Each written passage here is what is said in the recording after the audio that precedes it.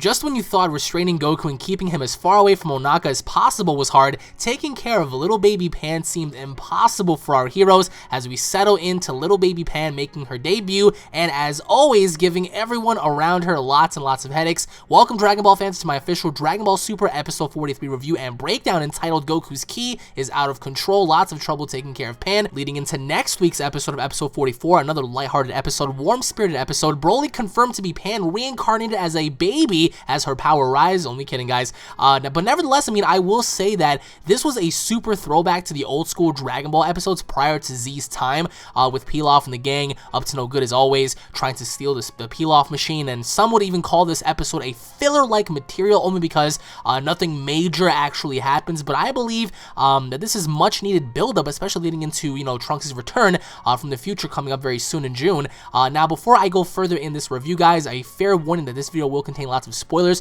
so if you don't want anything spoiled for you, just simply fast forward the video, go watch the episode and come back so we can talk more Dragon Ball Super. Do not cry in the comments below about being spoiled by the thumbnail because nothing is being shown or said that you guys don't already know. Be sure to also check out the description down below, guys, for lots of goodies, updates, and contact information to where you guys can interact with me on Facebook, Twitter, and Instagram. That we can talk more Dragon Ball Super. And please do not send me any nudes of Android 18 either. For the love of God, it's happened a few times now by several people and it was just awkward, so please don't do that. So now, anyways, let's begin. The translations to this episode, in case you guys were wondering how I was able to pick up on the dialogue prior to the subs being released, was translated by none other than Herms98 on Twitter. He always provides us with the translations first, so thank you, sir. The subs will be coming out tomorrow morning. Oh, Pan, how we've missed you already. I would say that I like her more in this episode than I ever did in Dragon Ball GT. I will go on record and say that she was absolutely adorable in this episode, but nevertheless, I enjoyed last week's episode more, as I said in my review, for many reasons, of course. I mean, some of which being Beerus' beef with Goku, always wanting to fight Monaka,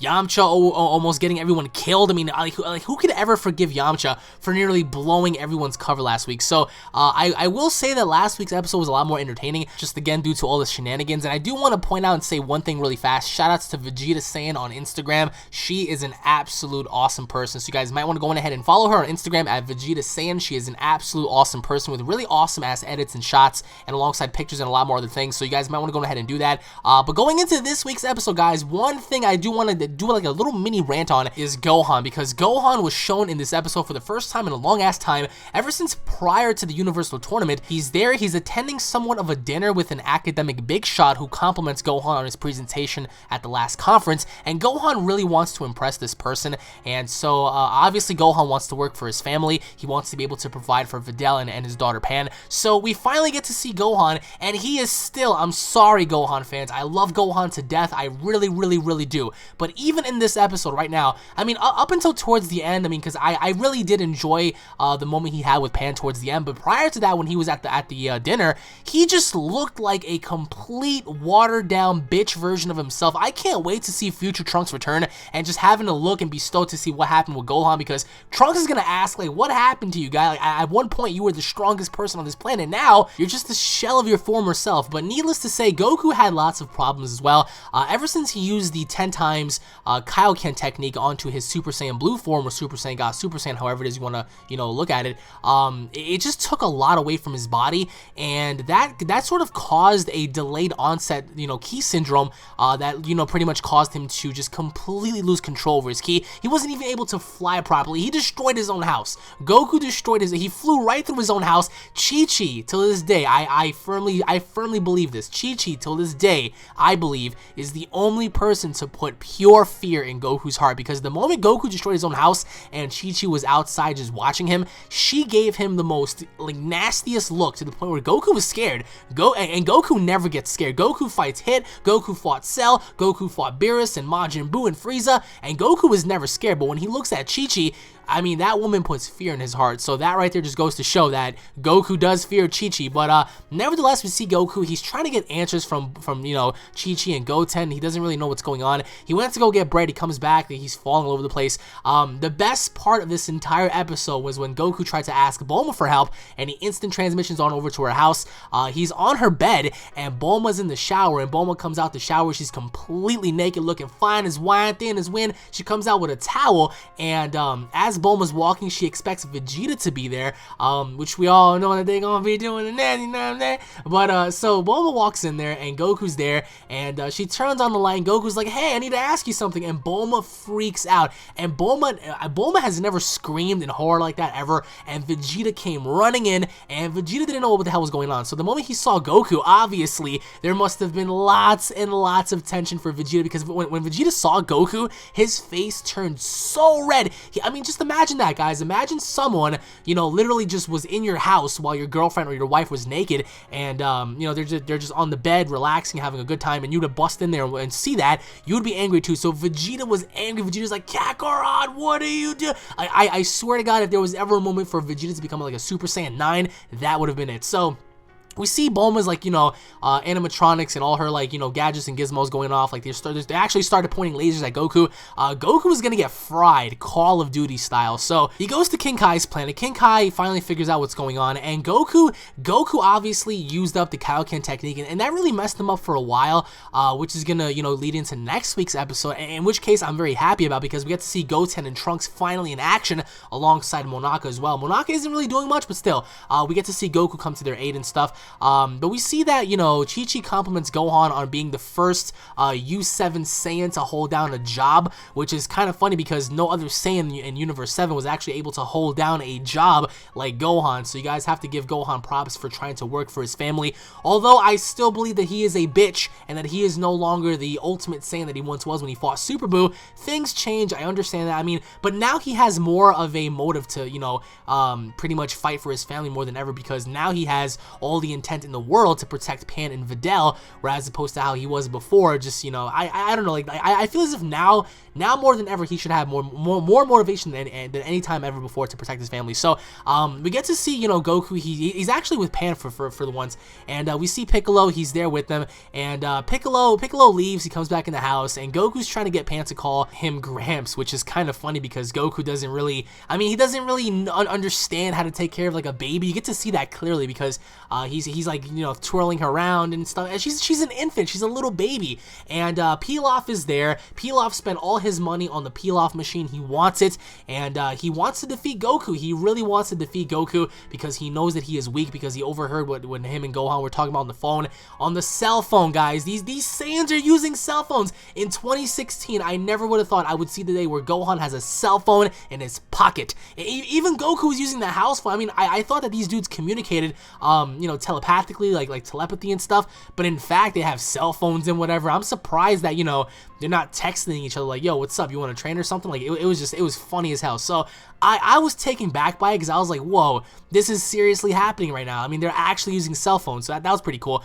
So Goku even admits to Piccolo that even Piccolo can defeat him now. I mean, that's how weak he is. Like, Goku, guys, is really messed up right now. Like, his power is just, it's diminished, and he really lost focus. He lost a lot of focus, and he's trying to get back into the flow of things. Now, in next week's episode, we get to see him fend off against, like, these intruders and these aliens, on an unknown planet, which is kind of weird because we don't really know what planet he's on, but he seems to be fending off these alien intruders, as they're, you know, attacking Goten and Trunks or whatever, in which case I'm really happy that these two are finally going to get to have a moment for themselves to where they're going to actually, you know, do something in the show. But nevertheless, we get to see a lot of development from, you know, Pan, at least, because we get to see her flying up in space, which was kind of weird because, I mean, since when was there ever a baby, right, that was able to hold her own?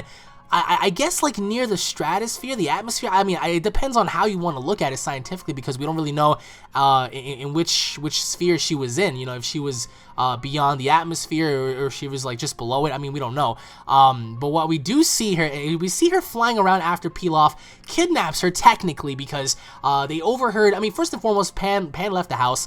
She caught, you know, Pilaf trying to take the Pilaf machine, and, you know, like, they took her up. They were playing with her a little bit, except for Pilaf. He was just all pissed off until they heard Piccolo scream. He was screaming at Goku. He's like, you lost Pan, but you lost Pan. And, you know, he was just yelling at Goku on top of his own, and that scared Pilaf a lot. So they got into the Pilaf machine, they flew off, and they were actually pretty happy until they noticed that Pan was in there with them, and then they start to panic because obviously Pilaf did not want any beef with Piccolo.